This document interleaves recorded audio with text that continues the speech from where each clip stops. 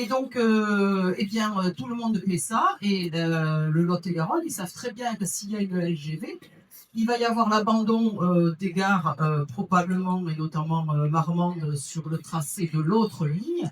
Et que de toute façon, cette LGV ne s'arrêtera pas chez eux. Pourquoi? Parce que si on veut gagner du temps, et c'est le troisième élément juridique, si on veut gagner du temps pour faire le Bordeaux-Toulouse, encore faut-il qu'il ne s'arrête ni à Agen, ni à Montauban. Et comment vous imaginez que des élus et des habitants qui ont payé et pour avoir une ligne qui a plus vite mais qui s'arrête chez eux acceptent que cette ligne qui va coûter 20 milliards plus les gares qui vont être gare Betteraves en dehors d'Agen, en dehors de Montauban, où il va falloir que ce soit les mêmes élus qui paient et habitants qui paient pour faire des navettes pour rejoindre la ville de centre pour pouvoir en prendre une correspondance, puissent accepter que le train leur passe devant et qu'ils ne puissent pas en bénéficier.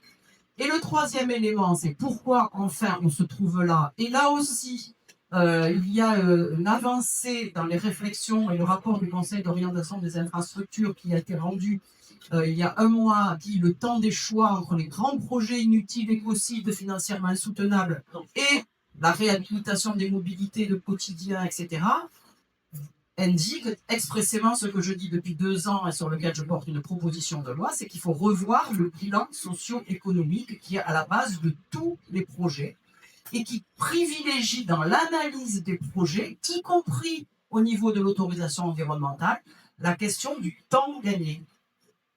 C'est ce qui est majeur dans le bilan socio-économique qui sert de fondement à l'examen de l'autorisation environnementale. C'est pas la nature protégée, c'est pas la biodiversité protégée, c'est le temps gagné.